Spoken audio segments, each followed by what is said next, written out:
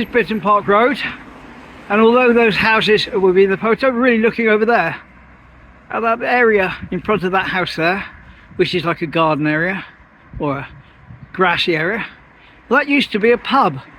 I think it was called the Black Horse, not 100% sure, but there used to be a pub there. The road used to come down. This used to be the original road. This bit wasn't built, and around there was a huge building. So here it is back in the day.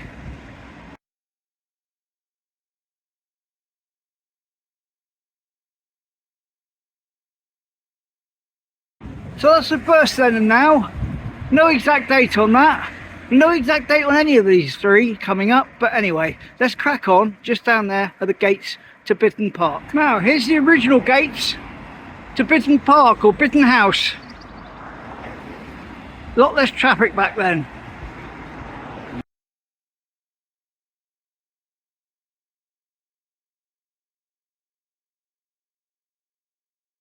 So there we go.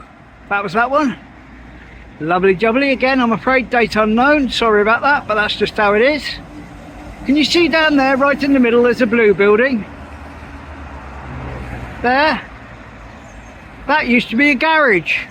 Let's go down and look at that. As I was saying, that building over there used to be a garage. Now, there's not much of a frame of reference, I'm afraid, in the photo, apart from that little road there. Anyway, here we go.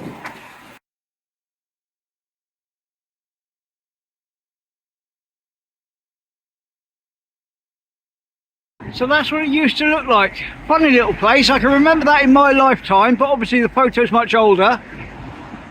Yeah, it used to have a like, it was all on a slope. You used to have the building at the back, which was higher up. You had the bottom bit where you got your petrol, and then you had a bit underneath where they mended the cars.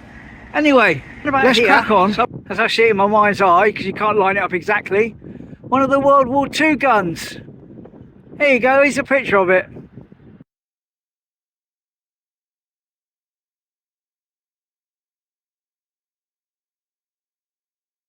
Like I say, somewhere around here, but you notice the pavement is a lot thinner. This is before they extended the bridge outward on both sides. But 1976, I seem to remember this hotel being somewhere here. But I just asked the chap who's local, before his time, he can't confirm for me. But here we go, 1976 Briarcroft Hotel.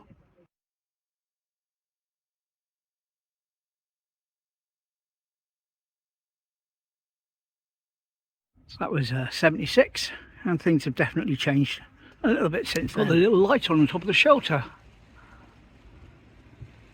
That shelter used to be to do with the war. They had a big floodlight in there. I'll see if I can dig it out. Remember to show it.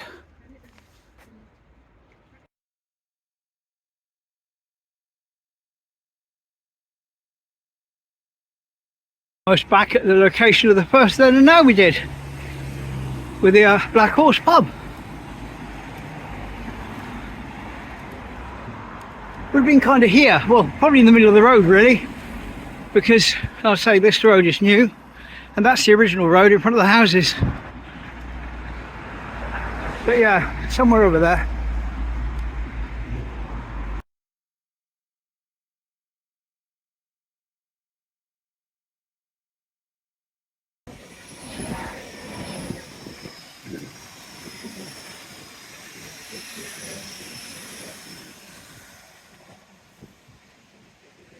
Now, did you know there used to be a signal here? Oh yes, roughly about here.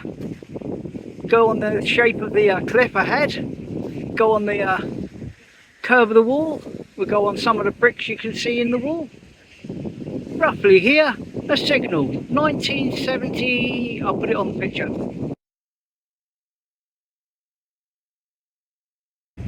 Yeah, 1975 that was. I checked while I paused to show the picture in the video, if that makes sense. 1975, there's a signal roughly here. Quick then and now anyway, despite not doing then and nows today. Okay then. Right, that's the bridge at the bottom of Barn Park. There's the station. And here's a then and now.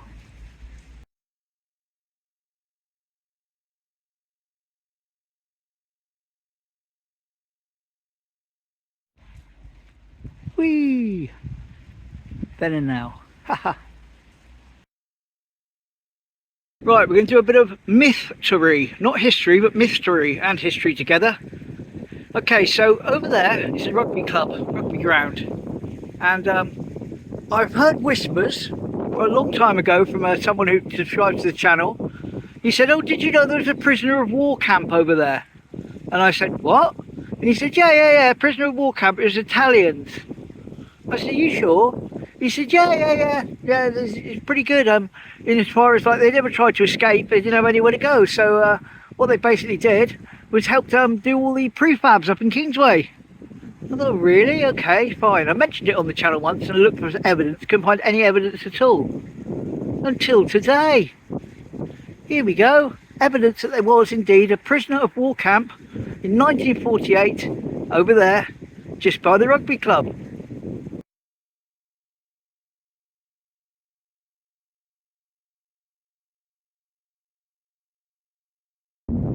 So that's a myth confirmed, and that's the only reference to it I can find anywhere. But it does have Viv Wilson's name attached to it, so it's hardly going to be some figment of her imagination. She's a very well-known local historian. Anyway, I always say when I hear about something and I can follow it up, even if it's 2 years later, I'll follow it up, and I have. Prisoner of war camp. Now, as I'm sure you're all aware, Christmas is coming.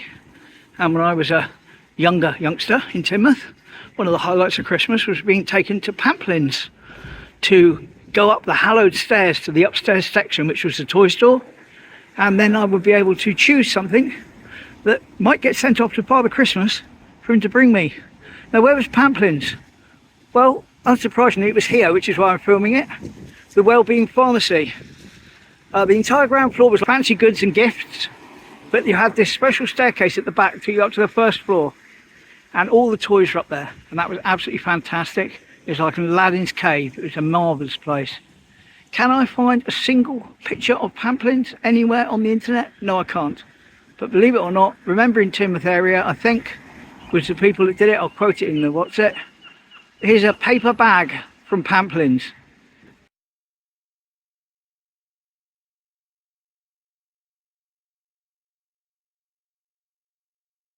Well, there we go. That paper bag proves Pamplins exists. I'm not going mad. Just gonna have a little chat about the Brass pub now. You probably heard me say before that back in my day when I was much younger, it was the Half Moon. And that sort of wasn't for that long, I don't think. And then it became the Brass Monkey, which is what it's mostly known as. And it used to have sort of dark windows on the front and a solid door so you couldn't see in. A bit more like an old pub. Oh, someone's coming, hang on.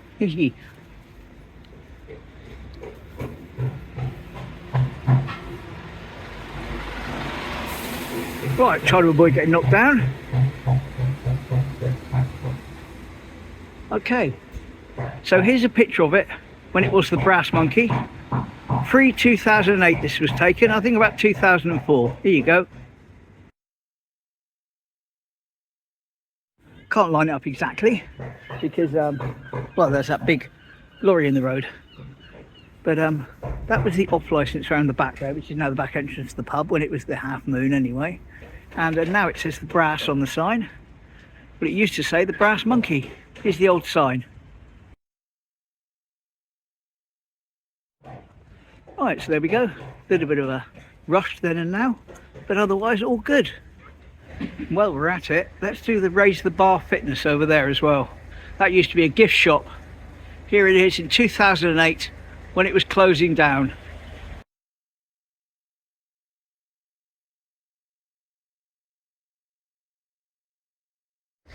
So that was the Roof gift shop over here, just up by Ladbrokes, by the triangle. It was a drawing of local Teignmouth characters from days gone by. I'm not sure exactly who drew it. And you can read each one as to who they were and what they were all about as real people. So here we go, Teignmouth characters from the past.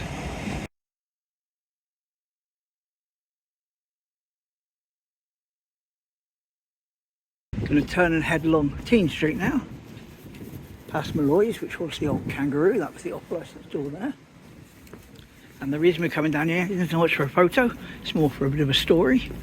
there was an appeal in 2016 from the Jolly Good Fish Cafe, where has anyone got any spare coppers in your drawers, etc, etc, let's put them together and take the elderly people out for a trip and a meal near Christmas. So it was organised by the chap that ran the Jolly Good at the time. There we go, that chip shop there, and it was very successful. Even remember my mum having me go into all these drawers that we didn't even know existed and digging out coins and that and sending them down. But yes, the pensioners had a lovely night out. So anyway, that was a Jolly Good. A quick shot of the old fish quay. Not that old, but before they put the big railings and the gates at the top. A bit lower tide, but here we go.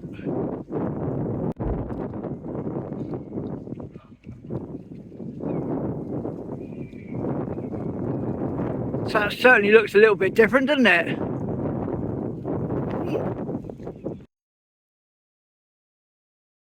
Well, first then and now, I want you to imagine that we stood just over there on the other side of the brook where I can't go because of the cygnets, and we're looking back at that fountain and down the brook, and it's 1938 and it's been snowing.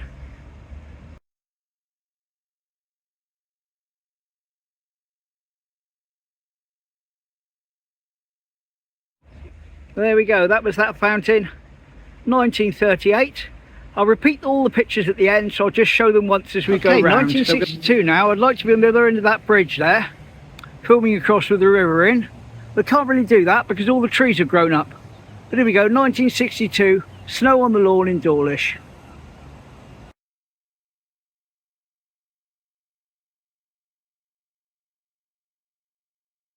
I'm going to do a 1938 now. I thought it was over there looking back at that church, but it's not because the spire is too big on that.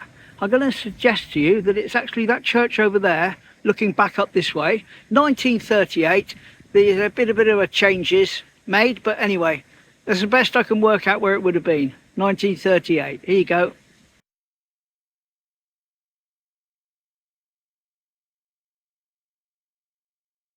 So still looking up in this general direction. 1962, snow.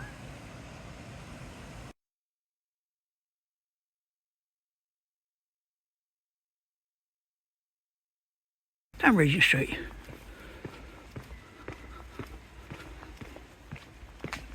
Keep an eye on that protruding window up ahead there with the chimney. That's going to come into play in a minute, but from the other angle. But these houses have been here for a very long time, as you can tell. Lovely. And as are the ones over there. Very traditional brick. Lovely. Well, I can't line this up exactly because of the cars on the road. Keep an eye on that last brick house there, that'll come into it. And the house with the window. Here we go. This is 1962. About here when it was snowed.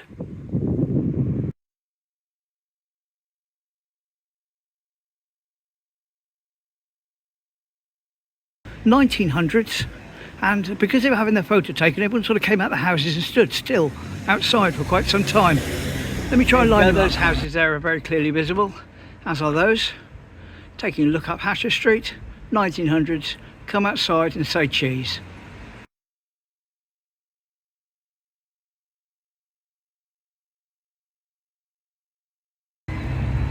But let's have a close-up of the fountain in 1962 when it was frozen. Here you go.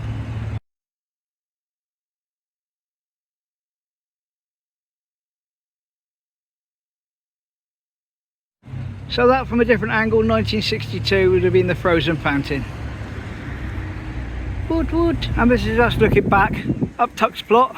That house right in the centre now will come into it. 1962 with the snow.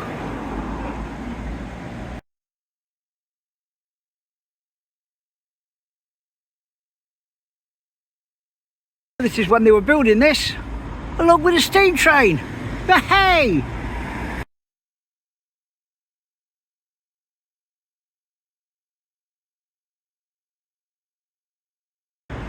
Crazy, isn't it? Crazy. Now this is going to be another one of my non-Christmas ones, but a good picture nonetheless. the Blenheim or Blenheim, whatever you want to call it, that building there, taken many years ago, 1900s. However, what a clear photo it is. Here you go.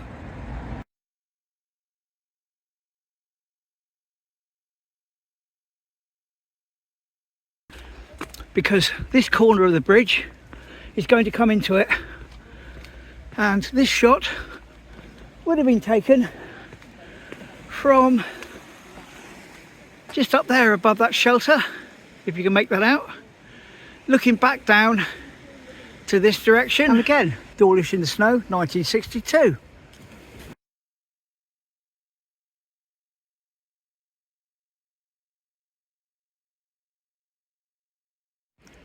Well, like I say, I couldn't line that one up exactly, but I think I've given you a good enough idea of where it was. Saw the bridge in it. And in fact, I'm going to do another then and now right now. And it's from up there. Now I'm showing you where to go. I'd go up there, I'd go along to there, and I'd film down onto Red Rock, which is there at the end. And this is it. Again, 1962. What a surprise. In the snow.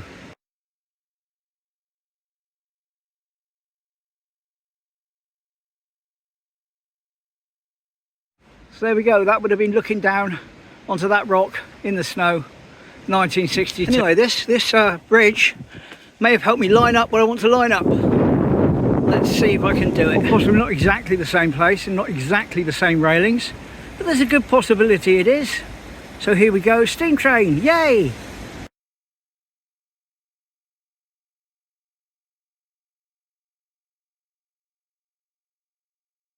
And according to my records, that was 1940 with that train, 1940 for the steam train. This is the view. And this is the final then and now. Here you go.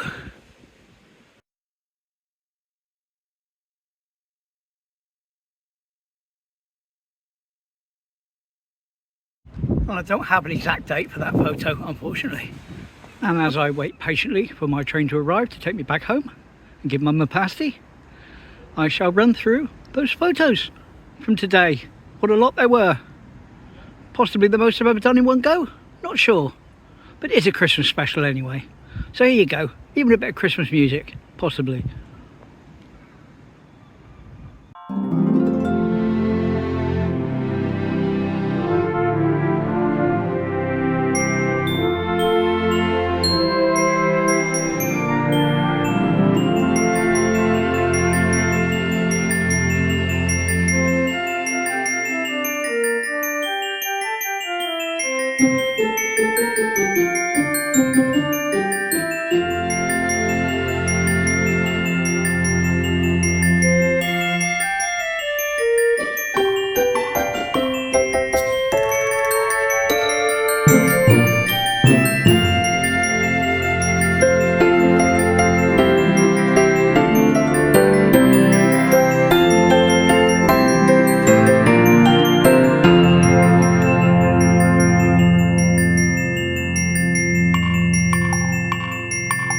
Oh, well, there we go. I hope you enjoyed that in my final moments.